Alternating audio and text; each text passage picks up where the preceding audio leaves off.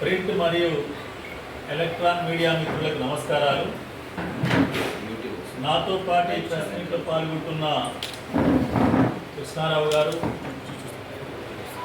తిరుమల గంగాధర్ గారు, వెంకటేష్ గారు, ప్రియమైన మిత్రులారా, నేను అలుగుబెల్లి నర్సిరెడ్డి, శాసన మండలి సభ్యునిగా వరంగల్, ఖమ్మం, నల్లగొండ టీచర్స్ కాన్స్టిట్యున్సీ నుంచి ప్రాతినిధ్యం వహిస్తున్నాను. ఈరోజు నేను కోరుట్ల మండల కేంద్రం కానీ లేదా శాసనసభ నియోజకవర్గ కేంద్రంలో ఈ ప్రెస్ మీట్ పెట్టడానికి కారణం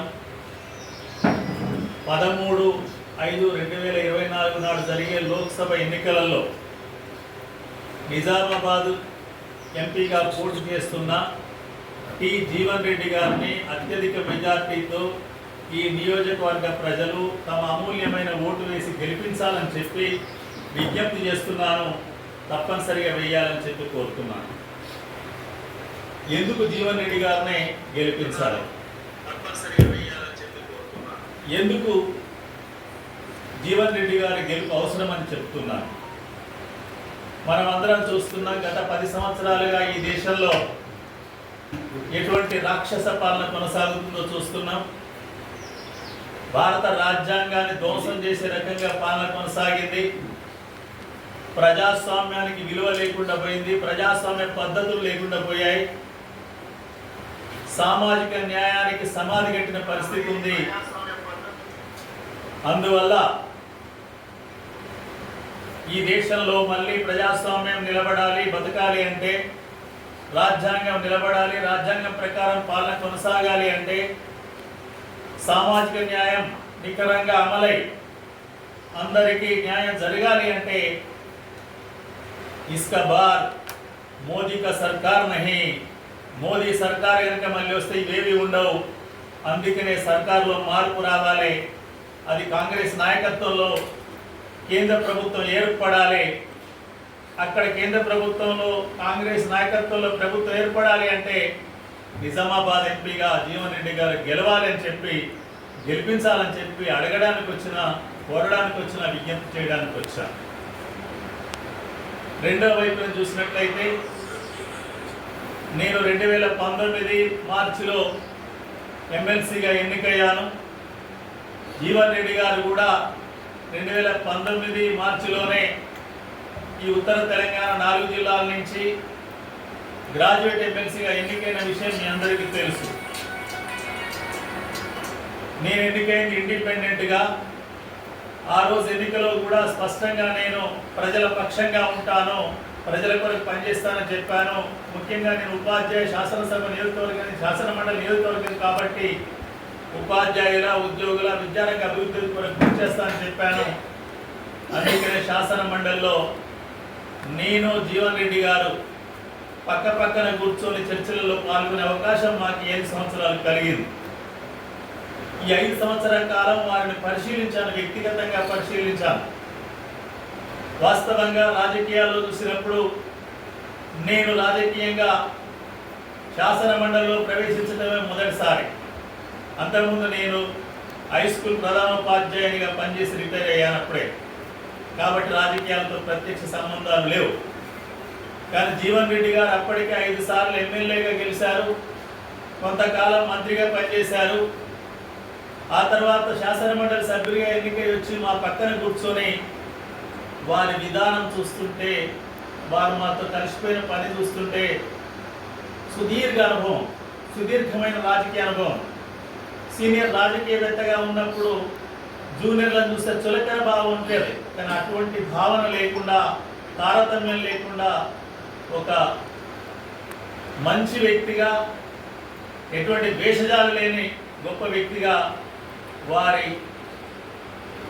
విధానం కనిపించింది.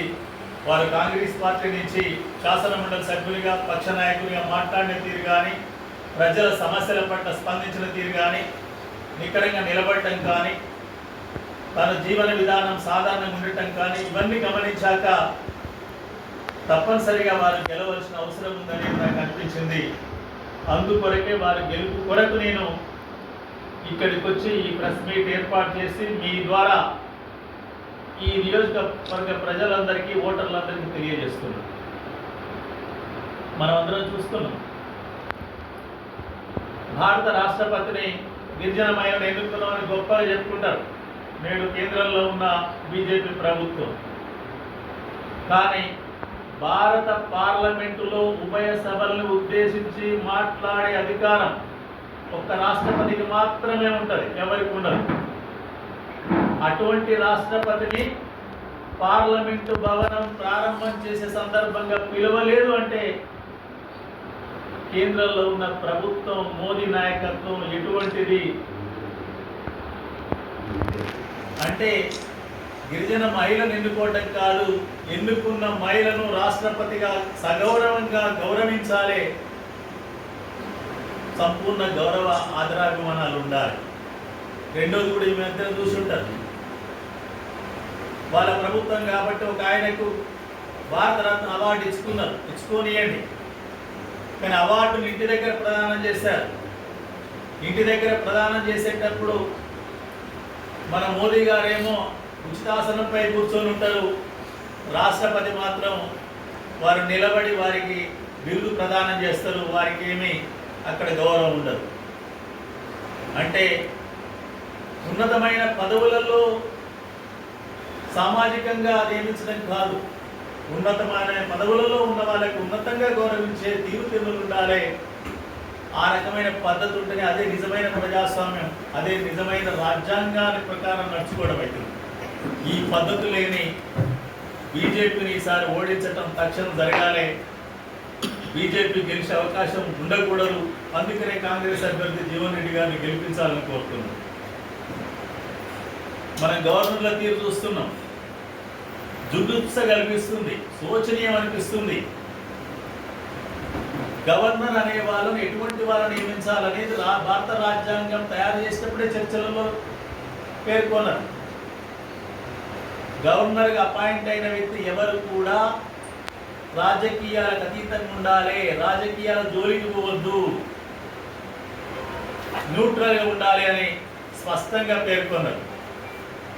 మన తెలంగాణ గవర్నర్ చూస్తే నాకు నవ్వు వస్తుంది.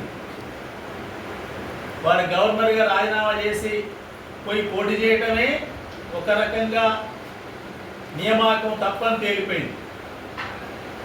అది కాక తగుదునమ్మా అని చెప్పి మళ్ళీ తెలంగాణకు వచ్చి బీజేపీ అభ్యర్థిని గెలిపించండి అని ప్రచారం నిన్నమన్నా చేసిందంటే ఇంతకంటే గవర్నర్ వ్యవస్థను భ్రష్టు పట్టించడం మరొకటి ఉండదు.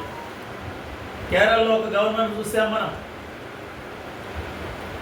రోడ్డు మీదకి వచ్చి ధర్నా చేస్తాను కూర్చున్నాడు. తమిళనాడు గవర్నర్ చూస్తున్నాం, ఢిల్లీలో లెఫ్టినెంట్ గవర్నర్ పని విధానం చూస్తున్నాం.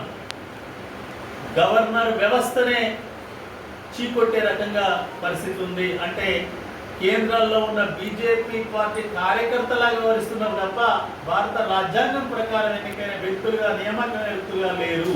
ఇది మంచిది కాదు. ఇటువంటి విధానాన్ని అవలంబించే మోదీ సర్కార్ను మళ్ళీ తీసుకురావడం అనేది భారత ప్రజలకు ఇష్టం లేదు. నేను ఈ మధ్య కాలంలో ఉత్తరప్రదేశ్ వెళ్ళొచ్చాను. వేరే నా వ్యక్తిగతంగా పని ఉంటే 2 రోజుల పాటు. అక్కడ ఇప్పుడు అంత ప్రభావం ఏం లేదు, చాలా తలకిందులుగా ఉంది. ఎందుకంటే మీ అందరికీ తెలుసు, డబుల్ ఇంజన్ సర్కార్ అయితే డబుల్ అభివృద్ధి అని. మరి ఒకవేళ నిజంగా డబుల్ ఇంజన్ సర్కారే డబుల్ అభివృద్ధి అయితే, మంచి అభివృద్ధి అయితే, మనం కరోనా కాలంలో చూసాం. కరోనా వచ్చినప్పుడు మొత్తం లాక్డౌన్ అయితే హైదరాబాద్ నుంచి మొత్తము పని వాళ్ళంతా ఎక్కడికి నడిచిపోయారు చెప్పండి? బీహార్ పాట్నాకి వెళ్ళారు, లక్నోకి వెళ్ళారు, వారణాసికి వెళ్ళారు, అయోధ్యకి వెళ్ళారు, కాన్పూర్కి వెళ్ళారు. అంటే యూపీ మొత్తం పోయారు. జనాలు రోడ్లు పట్టుకొని పోతుంటే, రోడ్ల మీద సస్తుంటే వాళ్ళని కనీసం మర్యాదగా తీసుకుపోదామనే పని కూడా చేయని అసమర్థ సర్కార్లు అక్కడ ఉన్నాయి. డబుల్ సర్కార్లు అక్కడ, కేంద్రం వాళ్ళే, రాష్ట్ర ప్రభుత్వాలే. కాబట్టి డబుల్ ఇంజన్ సర్కార్ల పరిస్థితి ఏంటి, అభివృద్ధి ఎట్లుంటుందో తెలియదు కాదు. ఈరోజు మనం హైదరాబాద్ వెళ్ళి చూస్తే చాలా రకాల చిన్న పనులను ఎవరు చేస్తున్నారు? యూపీ, బీహార్, మధ్యప్రదేశ్ వాళ్ళు చేస్తున్న పరిస్థితి ఉంది. నేను వాళ్ళందరితో మాట్లాడతాను, ఎందుకయ్యా ఎంత దూరం వస్తుంది, 12,000 15,000 కంటే हमारे पास में रोजगार नहीं, इसका पास में रोजगार अच्छा है, हमको 11-12,000 मिलते हैं, देखो क्या सही అలా అంటున్నారు. అందువల్ల ఈ దేశంలో ప్రజల అభివృద్ధి కొరకు పట్టించుకోవడం లేదు, ప్రజల బాగు కొరకు పనిచేయటం లేదు. అటువంటి రాజ్యాంగ వ్యతిరేకమైన సామాజిక న్యాయాన్ని దొంగలో దొక్కే నిరంకుశమైన మోదీ సర్కారు ఈ దేశంలో కొనసాగడం మంచిది కాదు. అందుకనే ఈ వేదిక నుంచే జీవన్ రెడ్డి గారితో పాటు తెలంగాణ రాష్ట్రంలో కాంగ్రెస్ అభ్యర్థులందరినీ కూడా అత్యధిక మెజార్టీతో గెలిపించాలని చెప్పి నేను మీ ద్వారా తెలంగాణ ప్రజానికాన్ని, తెలంగాణ ఓటర్లను కూడా కోరుతున్నాను. మనం ఒకటి గతంలోకి పోయి చూస్తే ఈరోజు భారతదేశంలో అభివృద్ధి జరిగింది అంటే, చదువులో ముందున్నామంటే నెహ్రూ కాలం నుంచి స్థాపించిన ఐఐటీలు, భారీ పరిశ్రమలు, భారీ నీటిపారుదల ప్రాజెక్టులు. శ్రీశైలం ఎవరు కట్టారు? నాగార్జున సాగర్ ఎవరు కట్టారు? మన శ్రీరామ్ సాగర్ ఎవరు కట్టారు? ఎల్లంపల్లి ఎవరు కట్టారు? అసలు ఈ ప్రాజెక్ట్ లేకపోతే తెలంగాణకు నీళ్ళు ఎక్కడి నుంచి వచ్చే అవకాశం ఉందా? ఈ 10 ఏళ్ల కాలంలో కేంద్రం చేసిన పని ఏదన్నా ఉందా? ఏదన్నా ఒక ప్రాజెక్టుకు ₹1 ఇచ్చిన పని ఉందా? లేదు కదా. ఇంత ఎండాకాలంలో కూడా మనకు ఈ మాత్రం ఫ్యాన్లు తిరుగుతున్నాయి, కరెంట్ వస్తున్నదంటే సింగరేణి బొగ్గు గనులు రాష్ట్ర ప్రభుత్వ యాజమాన్యంలో ఉండబట్టే థర్మల్ విద్యుత్ ద్వారా మనకు కరెంట్ వస్తుంది, తెలంగాణ బతుకుతుంది. కానీ అవకాశం ఉంటే సింగరేణి గనులు కూడా ఆదానికో అంబానికో కట్టబెట్టాలనే దుష్ట పన్నాగాలు పడిన చరిత్ర కానీ, ఘటనలు కానీ కేంద్ర ప్రభుత్వం తీసుకున్న చర్యలు ఉన్నాయి. కాబట్టి అటువంటి వాళ్ళకి ఈ దేశంలో పాలకులకు కొనసాగడం మంచిది కాదనేది ఈ సందర్భంగా తెలియజేస్తుంది. అదే కాంగ్రెస్ గత వారి కాలం మొత్తాన్ని చూస్తే ఐఐటీలు స్థాపించారు, విశ్వవిద్యాలయాలు స్థాపించారు, ఊరికో బడిపెట్టి చదువు చెప్పే ప్రయత్నం జరిగింది. ఎస్సీ, ఎస్టీ, బీసీ, మైనార్టీ వర్గాలకు చేయుతనిచ్చి ఆ కుటుంబాలకు కొన్ని బాగుపడే రకంగా ప్రయత్నం జరిగింది. కానీ ఇప్పుడు ఆ రాజ్యాంగాన్ని మార్చి నాకు కనుక 400 ఇస్తే 420గా మారుతానని చెప్పి అంటున్న పరిస్థితి నేడు మోదీ కాలంలో కనిపిస్తుంది. అందుకొరకు మోదీ సర్కార్ అవసరం లేదు. ఈసారి కేంద్రంలో ప్రభుత్వం మారాలి, తెలంగాణ మారినట్టే అది కాంగ్రెస్ నాయకత్వం రావాలి, కాంగ్రెస్ ఎంపీలందరూ తెలంగాణలో గెలవాలనేది నేను కోరుకుంటున్నా. అందుకే మద్దతు ప్రకటిస్తున్నాను. ఇంకొక శోచనీయమైన విషయం, ఈ దేశంలో దాదాపు 150 సంవత్సరాల పైగా స్వాతంత్ర పోరాటం జరిగింది. స్వాతంత్ర పోరాటంలో ఎటువంటి భాగస్వామ్యం లేని వాళ్ళు, స్వాతంత్రం ఇస్తామంటే మాకు వద్దన్నోళ్ళు నేడు దేశ పాలకులుగా మారటం అంత దుస్థితి ఈ దేశానికి ఇంకోటి లేదు.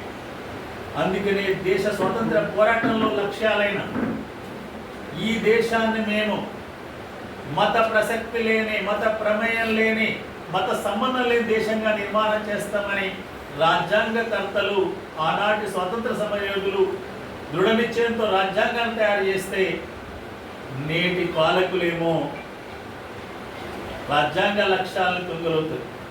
రాజ్యాంగ లక్ష్యాలు పక్కన పెట్టి వాస్తవంగా వాళ్ళు ఈరోజు మోడీ ప్రధానమంత్రి ఏంటంటే రాజ్యాంగం లేకపోతే కాదు, రాజ్యాంగం ప్రకారం అవుతారు.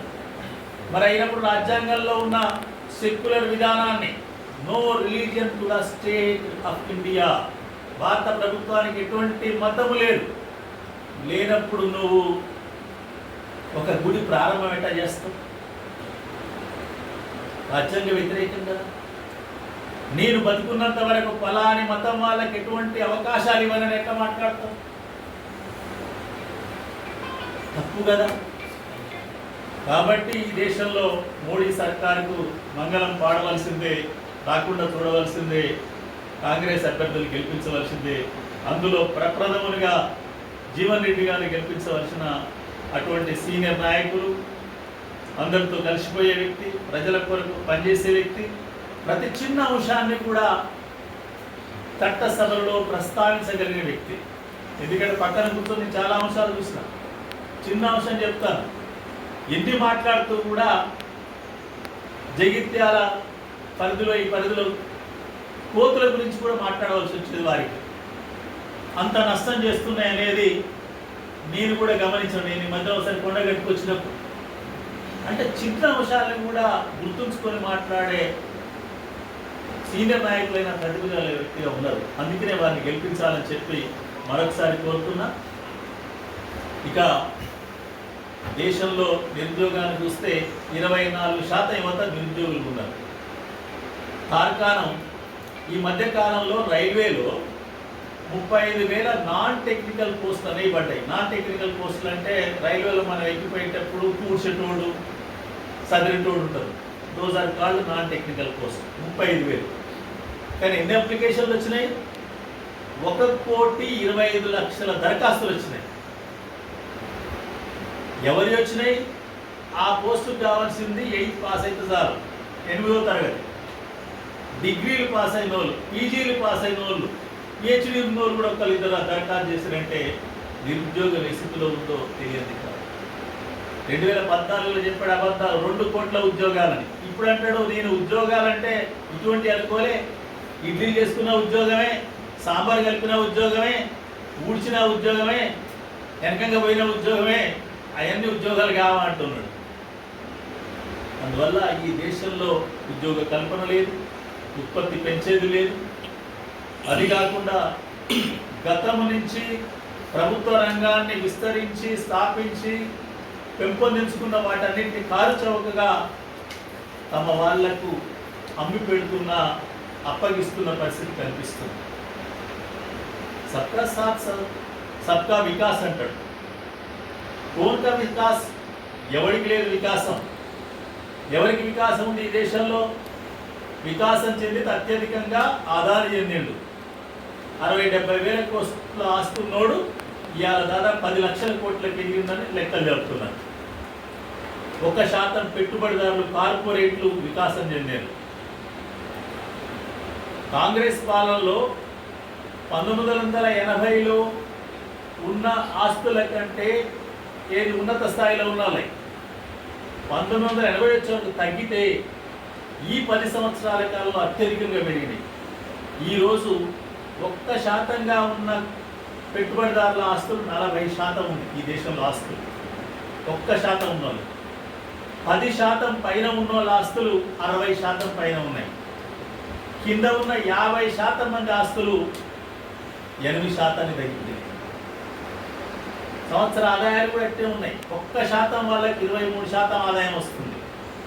50% ఉన్న వాళ్ళకు 7% ఆదాయం వస్తుంది. అంటే 100 రూపాయలు దేశంలో ఆదాయం వస్తే 7 రూపాయలు 50 మందికి వస్తే 23 రూపాయలు ఒక్కరికి వస్తుంది. ఇంత పెద్ద ఎత్తున ఆర్థిక వ్యత్యాసాలు పెరిగినాయి. కానీ భారత రాజ్యాంగం ఏం చెప్పింది? ఈ రాజ్యాంగ అమలు ద్వారా ఈ దేశంలో క్రమంగా ఆర్థిక సామాజిక వ్యత్యాసాలను తగ్గిస్తామని చెప్పింది. కానీ మోదీ ప్రభుత్వం ఏం చేస్తుంది? ఆర్థిక సామాజిక వ్యత్యాసాలని నిరంతరం పెంచుతుంది. ఇక రెండో వైపు చదువులకు వస్తే చదువులు చట్టగులలైనాయి. న్యూ ఎడ్యుకేషన్ పాలసీ అని చెప్తారు. 3 ఏళ్ల నుంచి 18 ఏళ్ళకు చదువు చెప్పిస్తా అంటారు. కానీ డబ్బులు మాత్రం రూపాయి ఇయ్యరు కేంద్ర ప్రభుత్వం నుంచి. వాస్తవంగా కొఠారి కమిషన్ ప్రకారం కేంద్ర బడ్జెట్లో 10% ఇవ్వాలంటే గత ప్రభుత్వాలు, మన్మోహన్ సింగ్ ప్రభుత్వం అప్పుడు కనీసం 4%, 3.8% ఇచ్చేది. కానీ మోదీ ప్రభుత్వం ఇప్పుడు అది 10 ఏళ్ళలో 2.6% తగ్గించింది. నేను కూడా ఎమ్మెల్సీగా ఒక లేఖ రాసిన 2 ఏళ్ల కింద ప్రధానమంత్రికి ఏమనంటే, అయ్యా నువ్వు ఎన్ఈపీలో 3 సంవత్సరాల నుంచి చదువు చెప్పిస్తా అన్నావు. మా తెలంగాణ రాష్ట్రంలో అంగన్వాడీ బళ్ళలో మా పిల్లల్ని ఎల్కేజీ యూకేజీలో చేర్చే పరిస్థితి లేదు. మా తల్లిదండ్రులకు నమ్మకం లేదు వాటి మీద. కాబట్టి ఒక 5,000 కోట్లు మీరు కేటాయించండి. మా తెలంగాణలో ప్రీ ప్రైమరీ విద్యను అన్ని ప్రైమరీ స్కూల్లో ప్రారంభించుకుంటున్నామని నేను లేఖ రాసిన. కానీ సమాధానం లేదు, ఏమీ లేదు. ఇచ్చే డబ్బుల్నే కత్తిరిస్తున్న పరిస్థితి కనిపిస్తుంది. అవే కాదు, కాంగ్రెస్ కాలంలో స్థాపించిన సెంట్రల్ యూనివర్సిటీస్ ఉన్నాయి. ఢిల్లీ జేఎన్యూ యూనివర్సిటీ అంటే పెద్ద ఎత్తున దానికి పేరు. కానీ నేడు అక్కడ రాజకీయాల్ని ఏ రకంగా చేస్తున్నాం? జేఎన్యూ యూనివర్సిటీనే దాని ప్రభావాన్ని, దాని విద్యారంగాన్ని ధ్వంసం చేసే రకంగా అక్కడ చర్యలు ఉన్నాయి. మన హైదరాబాద్ సెంట్రల్ యూనివర్సిటీ అదే పద్ధతిలో ఉంది. దానికి ఉన్న పేరు ప్రఖ్యాతుల్ని దిగువ స్థాయికి తెచ్చే రకంగా ఉంది. మొత్తం చదువుకున్న వాళ్ళని కాకుండా ఓ రంగున్న ఆర్ఎస్ఎస్ కార్యకర్తలనే బీసీలుగా నియమించి చదువులు చట్టుబండలుగా చేస్తున్న స్థితి అన్ని యూనివర్సిటీలు కనిపిస్తుంది. ఇది మంచిది కాదు. ఇలా ప్రతి అంశంలో కూడా దేశ ప్రజల నష్టం కలుగుతుంది, ప్రైవేటీకరణ పెరుగుతుంది, భారాలు పెరుగుతున్నాయి, ప్రజలకు భారం పెరుగుతుంది. ప్రజల భారంతో పన్నులు బాగానే వస్తాయి. ఎన్ని పన్నులు వచ్చినా మళ్ళీ దేశం అప్పు పెరుగుతుంది. ఈ రెండు కలిపి కార్పొరేట్ల ఆదాయం పెరుగుతుంది. బ్యాంకులలో 24 లక్షల కోట్ల రూపాయలు రద్దు చేశారు. ఇన్ని చేసినాక ఏం జరుగుతుందంటే పేద ప్రజల నోట్లో మట్టి పడుతుంది. అందుకనే బీజేపీని ఓడించండి, జీవన్ రెడ్డి గారిని గెలిపించండి అని చెప్పి ఈ సందర్భంగా తెలియజేస్తూ, ఇంకొక చిన్న మాట మీరందరూ వినుంటారు. పరీక్ష పే చర్చ గత 4 ఏళ్ళ నుంచి చేస్తుంది ప్రధానమంత్రి గారు. పరీక్ష పే చర్చలు ఏం చెప్తూ, పరీక్షలు బాగా రాయండి అబ్బాయిలు అమ్మాయిలు అంటాడు. నేను చాలాసార్లు అన్నా, ఇప్పుడు కూడా అంటున్నా, చదువు బాగా చెప్తే నువ్వు పరీక్ష రాయమన్నా రాయమనకపోయినా బ్రహ్మాండంగా పరీక్ష రాస్తావు. చదువు చెప్తే టీచర్లను ఇయ్యవు, బళ్ళు బాగు చేయవు, బళ్ళకి అవసరమైన ఏర్పాటు చేయవు. కానీ పరీక్ష బాగా రాయమంటే అది ఎంత సాధ్యమైంది? పిల్లవానికి, అమ్మాయికో అబ్బాయికో సరైన ఆహారం ఇచ్చి, వ్యాయామం చేయించి, సరైన పద్ధతిలో శారీరకంగా దూరంగా ఉంటే పరిగెత్తమంటే పరిగెత్తారు, ఆట ఆడమంటే ఆట ఆడతారు, ఎగరమంటే ఎగురుతారు. కానీ సరైన పోషకాలు ఇవ్వకుండా ఎగరమంటే ఎగురుతారు. చదువు చెప్పకుండా పరీక్ష రాయమనే తీరు ఇది శోచనీయం, ఇది మంచిది కాదు.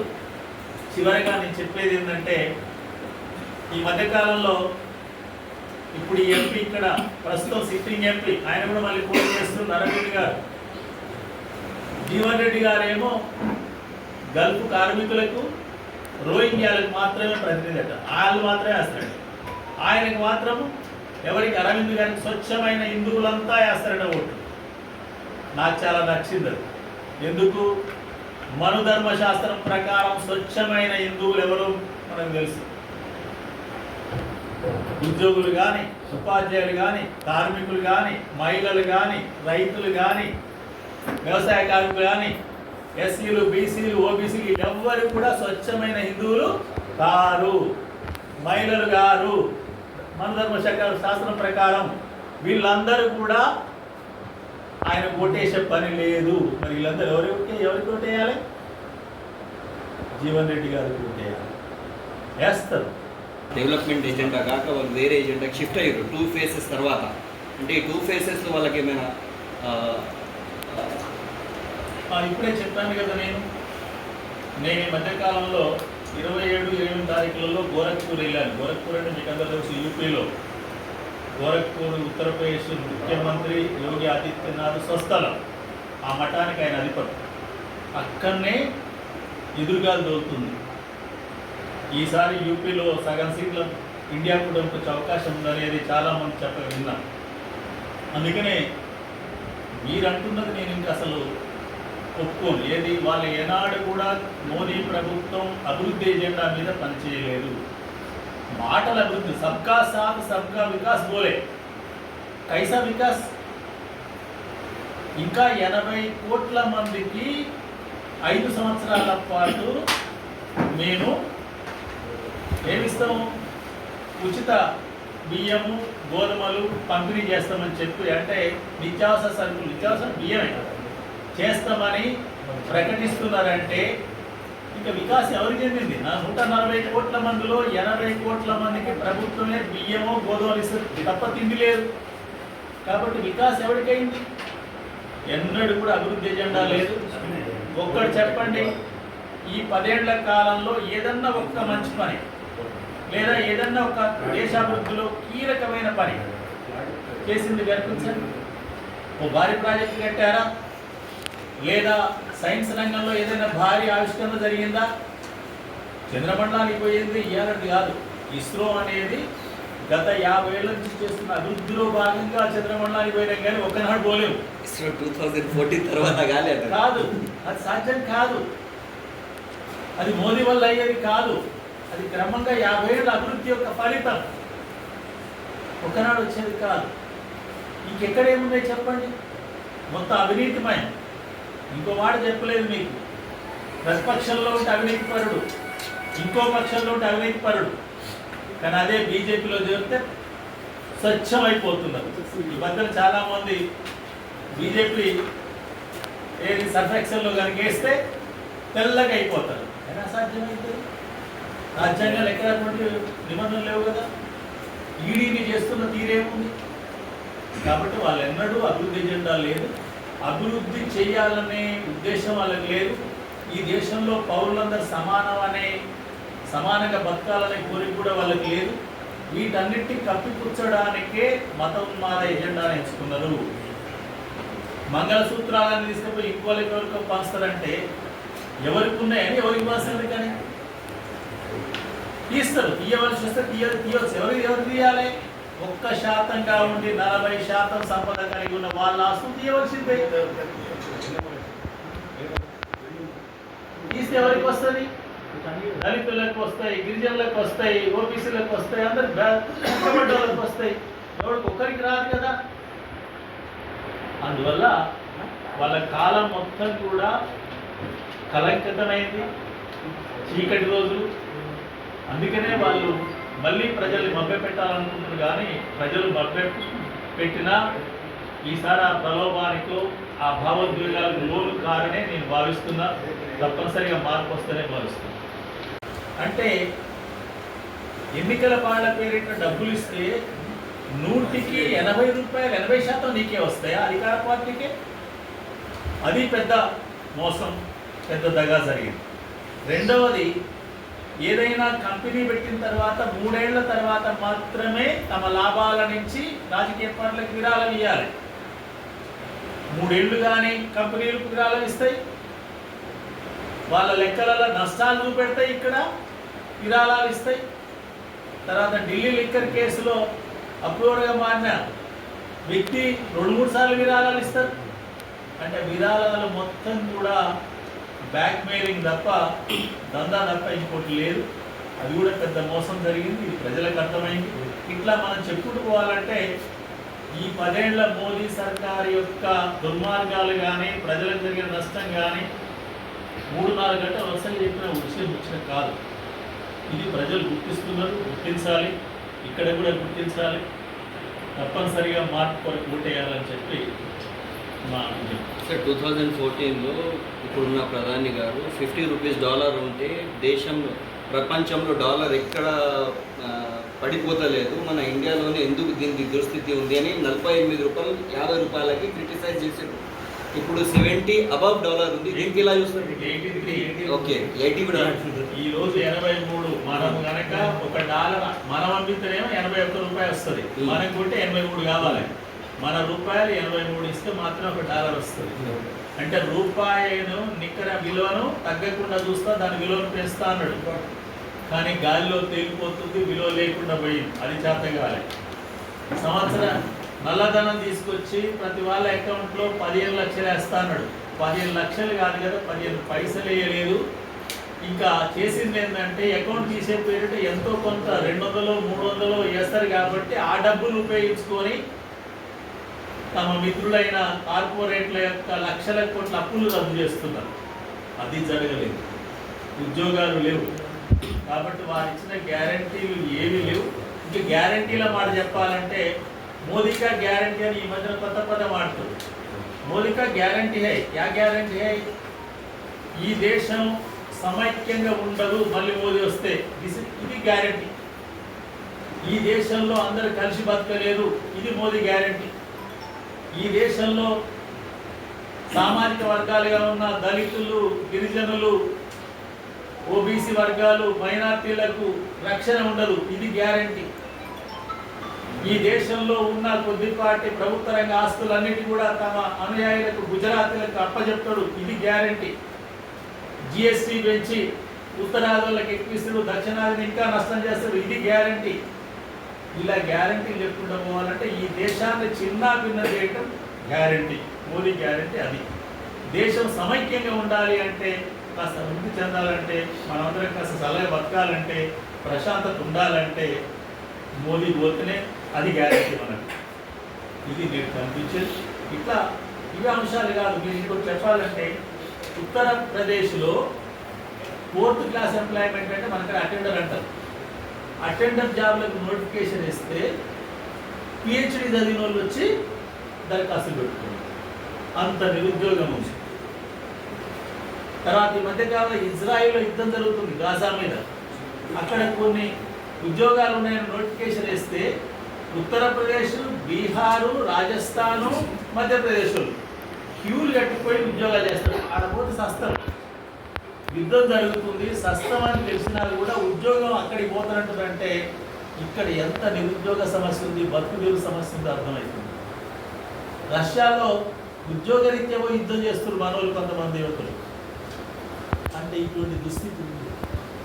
అందువల్ల ఈ దీస్ ఆర్ ది గ్యారంటీస్. అంటే దేశంలో నిరుద్యోగం ఇంకా ప్రబలిపోవటం మోదీకి గ్యారంటీ. ఇవి తప్ప జనానుభవ చేసే గ్యారంటీ మోదీ దగ్గర ఏమీ లేదు, వారు చేయలేరు. కాలం చెల్లిన వాళ్ళు కాలం కలిసి వచ్చి అధికారంలోకి వచ్చారు, కాలగర్భంలో కలిసిపోవలసిందే. కాబట్టి అత్యధిక మెజార్టీతో జీవన్ రెడ్డి గారిని గెలిపించే అవకాశం ఉంది. నేను కోరుతున్న ప్రజాస్వామ్యవాదులారా, ప్రగతిశీలవాదులారా, ఈ దేశంలో కోరుకునే వాళ్ళు, రాజ్యాంగాన్ని నిలబెట్టాలనుకునే వాళ్ళు, అందరికీ సమన్యాయం జరగాలనుకునే వాళ్ళందరూ కూడా రేపు మే 13 నాడు జరిగే ఎన్నికలలో మీరందరూ జీవన్ రెడ్డి గారికి ఓటేయండి. ఎండలు మండిపోతున్నాయి, ఏమొస్తాం అనుకోకండి, అందరు కదలండి, భారం అనుకోకండి, పోలింగ్ కేంద్రానికి రండి, జీవన్ రెడ్డి గారి చేయి గుర్తుపై ఓటేసి గెలిపించాలని చెప్పి సందర్భంగా విజ్ఞప్తి చేస్తూ మీ అందరినీ ప్రసారం చేయాలని చెప్పి